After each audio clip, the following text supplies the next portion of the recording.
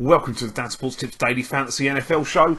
We are looking at Week 5 in the NFL this week. I'm going to be taking a look at everything you need for your daily fantasy sports games on DraftKings. I'll be looking at offensive stacks, defensive stacks, quarterbacks, running backs, wide receivers, tight ends, and defense and special teams units.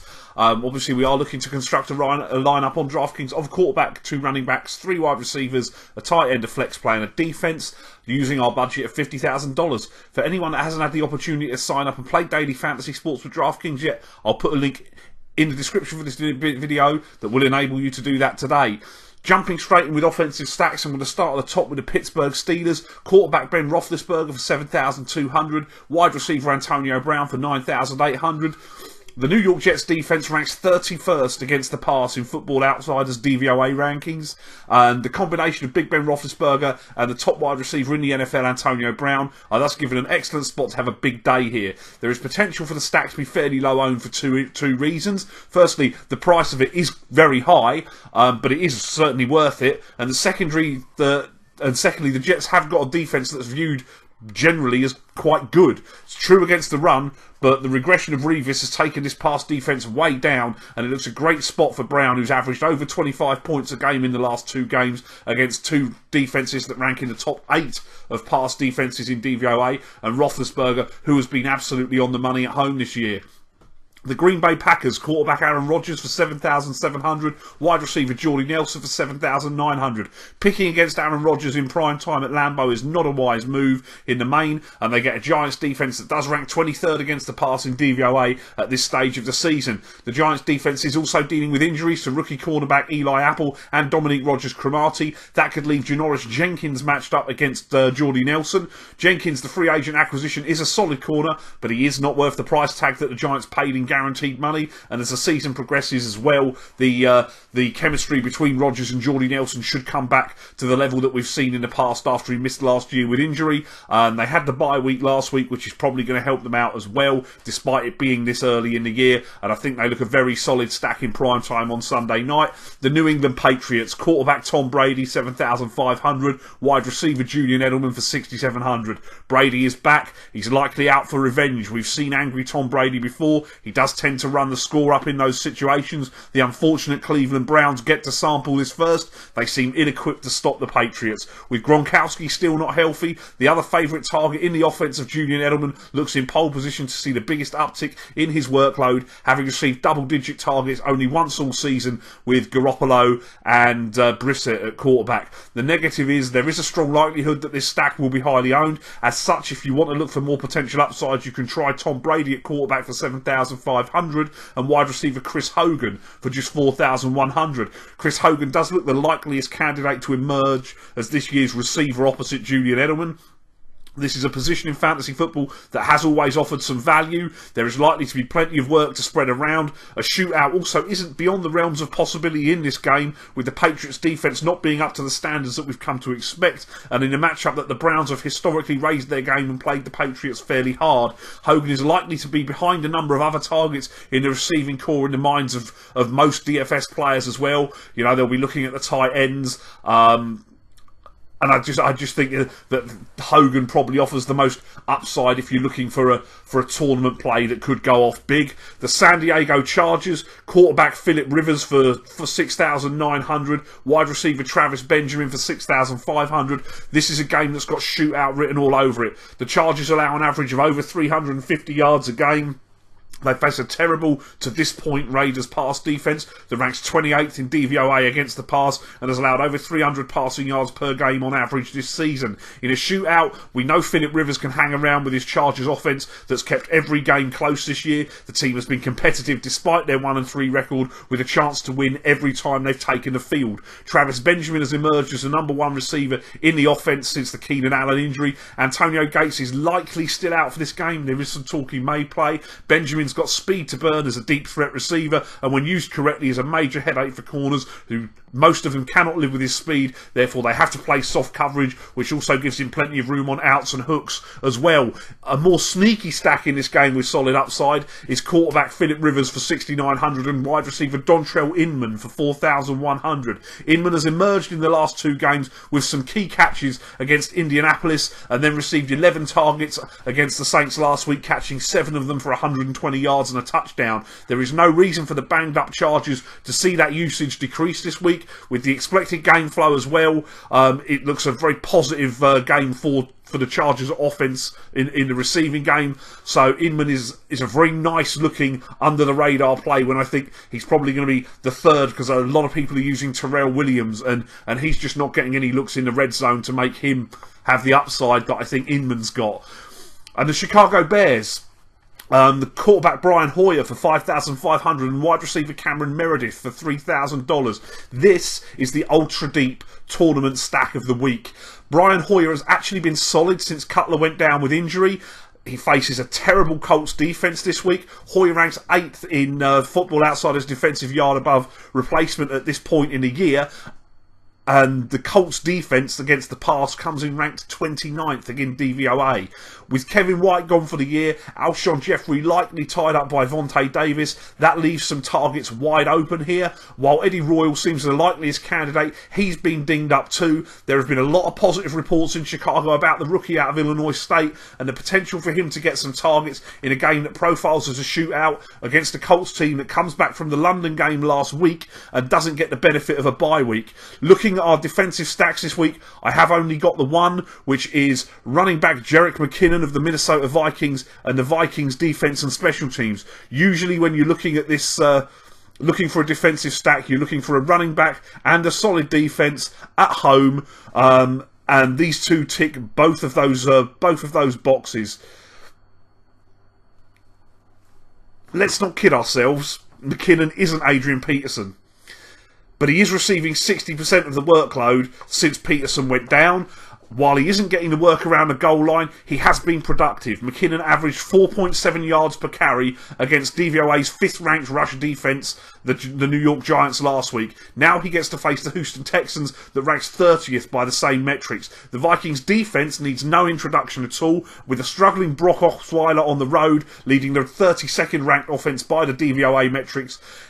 It looks an all-round excellent stack to be using in pretty much all of your lineups this week. Looking at other players that can be used, quarterback Carson Wentz of the Philadelphia Eagles for $6,400. This really is a very simple selection to make this week. Wentz, the rookie, takes his Eagles team coming in off the bye week into Detroit. The Philadelphia offense ranks 5 in total offense and number 1 for passing offense in DVOA. Face a Detroit defense that ranks 31 overall and 32 against the pass by the same metrics. Wentz for $6,400 looks a bargain this week. Moving on to running backs, Melvin Gordon of the San Diego Chargers for $7,000. Now, he is the clear choice in the Chargers backfield if you're looking to go that way. He's discovered where the end zone is in the NFL this year against a Raiders defense that's pretty porous against the run, ranking 29th in DVOA. Gordon hasn't exactly seized his opportunity this year, averaging just more than 2 yards per carry against defences such as the Colts and the Saints in the last 2 games. They're only marginally better than the Raiders against the run, but he is involved in the passing game as well with Woodhead's injury and should see plenty of volume in what is a good matchup. I'm not sure he offers huge value now he's priced up as a number 1, but he does have to be considered due to the opponent. I don't think he's a tournament play, but with the volume and the matchup, he's certainly there for cash game play. Jordan Howard of the Chicago Bears for $5,200.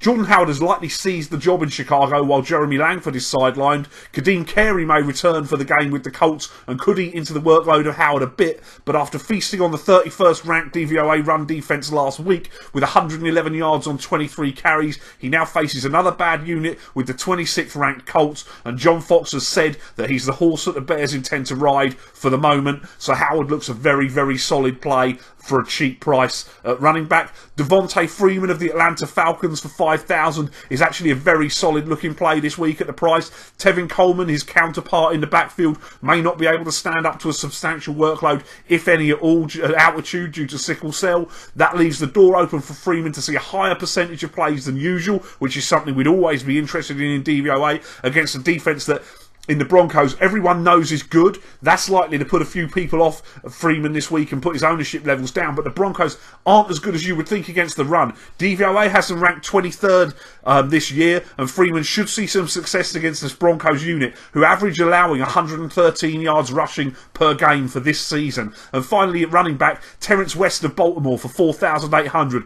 Justin Forsett seen the end of his tenure in the Ravens backfield. Rookie Kenneth Dixon will likely be active for this game as they ease him back into what is probably eventually going to become a starting role in the offense, but they'll be careful with him, and I don't think he's going to see the lion's share of the work this week against the Washington Redskins unit that ranks dead last against the run per DVOA. West enters coming in off a game last week against Oakland where he carried the ball 21 times for 113 yards when Forsett was a healthy scratch.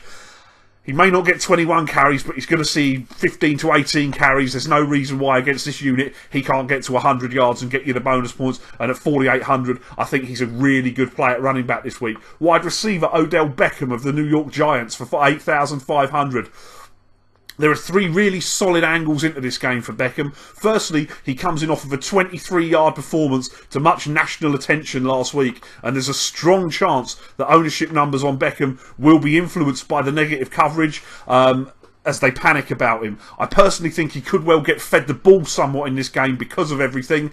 Secondly, the Packers are likely to put points on the board in a nationally televised home game, and as such, the game could well develop into a shootout as Eli's going to have to air it out. And finally, this is the Green Bay Packers pass defense, ranks 22nd against the pass as per DVOA, and examples of what's happened against them this year: Stephon Diggs was allowed to explode for over 180 yards against them. Marvin Jones of Detroit accumulated 200 receiving yards just a week or two after that as well. You can get a lot of passing yards and receiving yards against this unit, and Beckham looks a prime candidate for a big night Sunday night at Lambeau Field. Wide receiver T.Y. Hilton of the Indianapolis Colts for 7,400. He lines up in the slot a lot for the Colts. That's certainly a lot higher percentage than most number one receivers on teams in the NFL do. The Bears, whose defense is weak in the main, does have a particularly soft underbelly, struggling across the middle, and with the Bears likely being the least effective pass rush the Colts have faced this year due to the absence of Lamar Houston, the ineffectiveness of rookie Leonard Floyd, the Colts need contend only with Willie Young and former Colt Jarrell Freeman at linebacker, and as such, if Luck is given time to find his receivers without having to run for his life for a change, Hilton could run wild against a banged up and ineffective Bears secondary in that scenario. DeSean Jackson of the Washington Redskins for 5,900 after a disappointing performance while all around him got fed the ball and scored points in the passing game for the Skins last week. I think they might look to get the ball to DeSean Jackson a little bit more this week. Already a poor rushing attack, the Redskins look likely to struggle more than usual moving the ball on the ground against the Ravens this week, who do rank first in DVOA defending the rush. They rank number 9 against the pass by the same metric. Jackson is a big play threat, and he and Jordan Reed both look solid enough for Washington this week. And Terrell Pryor of Cleveland for 5,800. Cleveland is going to have to throw the ball to keep up with the Patriots. This wasn't meant to be only Tom Brady's return to the NFL, it was also meant to be Josh Gordon's, but while he's now in rehab, rookie Corey Coleman is injured. The same question remains as I asked you last week. Who else are the Browns going to throw the ball to? Gary Barnidge has vanished this year, and that leaves Terrell Pryor for rookie quarterback Cody Kessler at target. The hike in price does leave questionable value. He's nearly $6,000 now, and he plays on an inconsistent offense. But the Patriots' pass defense is not good. They rank 26th defending the pass by DVOA, so there should be some opportunity. Though I think to get to value, Pryor will likely need to find the end zone in this matchup. Looking at tight ends, we'll start with the standard play. Zach Ertz of Philadelphia for 3,500. Apparently Ertz is healthy enough to rejoin this offense this week, and they're facing the Detroit Lions that struggle in general against the pass, is banged up defensively, and has had long-standing issues defending the tight end. Now, while there are plenty of options for Wentz to spread the ball round to in Philly, Ertz should find himself open often in this matchup, and I think there's plenty of chances for him to catch the ball, and I think he'll certainly be a massive red zone threat for Philly in the game. And tight end Hunter Henry of San Diego for 3,300. Another defense that struggles with the tight end is the Oakland Raiders. Phillip Rivers, we know, likes to use his tight ends often in the game plan. If Gates is absent again, Henry looks in line for between 5 to 8 targets and the production that will come along with that, and hopefully a couple of looks in the red zone as well. And defenses this week, the Los Angeles Rams for 3,200. The The Rams have had a lot of success scoring double-digit fantasy points in 3 successive weeks now. They're facing a Buffalo offense that does rank above average in the league, but it's without its primary weapon in the passing game, Sammy Watkins. The Rams front is capable of bottling up the run game and making Tyrod Taylor make the plays to win the game, and their secondary is a lot better than the Jets, who should have blown the Bills out, but allowed too many big plays when they operated with their good run defense with the same game plan when they played against Buffalo. There won't be the blown coverages, and Taylor won't be able to get away with the same mistakes like he did against New York, and the Rams also have the potential on special teams with the likes of Tavon Austin returning kicks to get you a touchdown that way. That is what I've got for you on Daily Fantasy this week. Please do like the video. Don't forget to subscribe to my channel. I'm here all week through all season long, every week through the NFL season with regular content. Let me know in the comments who you'll be using in your lineups today, what you think of this week, what you think will be happening this weekend in the NFL. Please do give me a follow on Twitter at dansports.tips. Tweet me any pics of any pictures of any successful lineups you use using these picks. Let me know how you get on Twitter. I'll see you later.